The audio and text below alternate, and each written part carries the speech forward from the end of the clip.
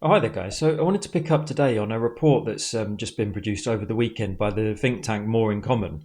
So in their report entitled Shattered Britain, they look at some of the sort of new fault lines that are shaping British public opinion, and particularly around how we run our services and what we offer as a state.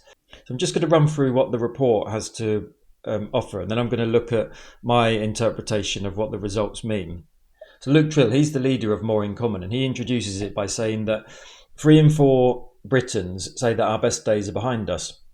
The most common description of the country is broken, and 53% think the next generation will have a worse life than our parents. So, and if you look at the word map there, you've got broken, divided, struggling, a mess, poor, and expensive. So it's not a great picture, is it, to start off with?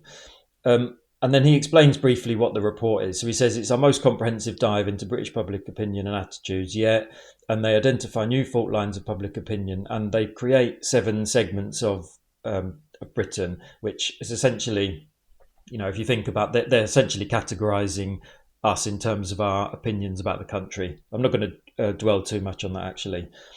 So here he talks about what's driving the sort of sense of malaise across the different segments. So he says, number one, lack of trust. And then across the board, trust in politics is low, and people lack faith in both politicians' character and their ability to get Britain out of a rut. And majorities wouldn't trust each of the main party leaders to even watch their bag for them, that is damning, really, isn't it? And he goes on to say, it would be wrong to assume that the crisis of trust is limited to politicians, and most segments also distrust journalists and big business, and that's quite interesting. And then we're split on judges, with more socially conservative segments less trusting. So he says, for politically disengaged segments, distrust is a primary driver of why they tune out. The belief that politics is corrupt or all politicians are useless are the top 2 drivers of abstention. And then this is where it gets interesting. So he says lack of trust is compounded by 2, exhaustion. And this takes 2 forms. Firstly, exhaustion with a politics which seems like it has become more chaotic and that people never expect to return to normal. And put another way, politics is treading very heavily on people's lives. But also exhaustion that life just feels too hard, that the cost of living crisis in particular has sapped lots of the joy out of life. Half of the country expect that the cost of living crisis will never end. For almost all of the segments, finances are their biggest stress. Now, in a minute, I'm going to come back to this because I want to talk a bit more broadly about what this means for us in this country. But he goes on. The third driver we identify is rising threat perception, and then he talks about conflict across the world of the Trump presidency and so on. But there's also a local dimension too. While people tend to say their own local areas is about as safe as it was, there is a sense that crimes, particularly low-level crimes, aren't being taken seriously enough. And then, again, another interesting point. So finally, he talks about control, or our feelings of lack of it. And he says, well over 7 in 10 people don't believe the government has things under control. I think that's really obvious to anyone, isn't it?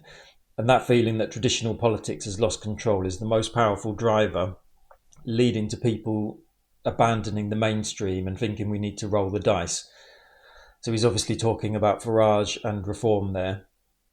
And then taken together, this leaves Brits pessimistic about the future, with every segment more likely to think our best years are behind us. And then he does talk about some of the positives. So he says there are areas of resilience too. Most Brits and a majority of segments still trust their neighbours. And in their personal lives, despite challenges, 42% of Brits say they've felt happy every or most days, although that varies significantly by segment, with some segments more likely to have felt sad or lonely than others. So it's a bit of a mixed picture, really. Like, it seems that when you talk to people about their personal lives and their communities, they're actually quite positive, whereas all the negativity is saved for the Westminster establishment, essentially. So I mentioned earlier, I want to go back to the comments about the cost of living.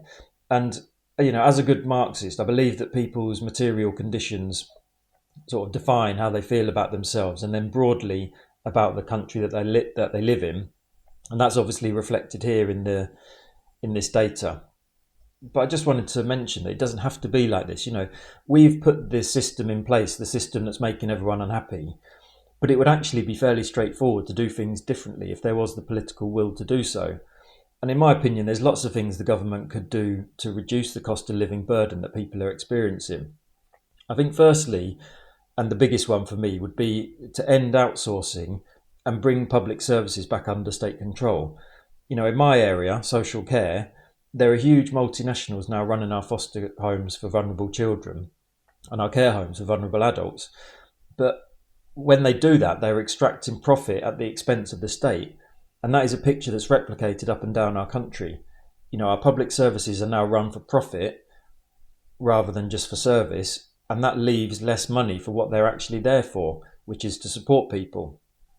And then beyond that, then we're into sort of fair tax measures, I guess. So obviously, from my perspective, things like some sort of wealth tax, or perhaps equalising capital gains tax with income tax, that would be a good place to start with tax. In addition to tax, we should also be embarking on a huge programme of social housing, of building social housing.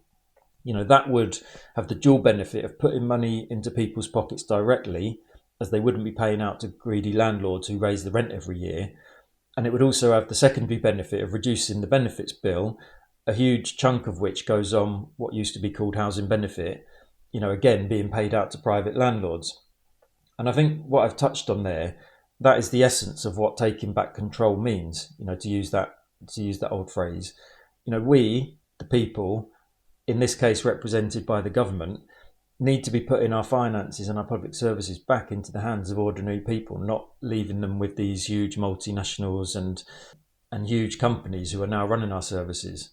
So there's a lot to be hopeful about, actually, in what he's reporting here in this more in common report. But as always, we just need the politicians to catch up with the people. But anyway, thanks a lot, guys. Catch you next time.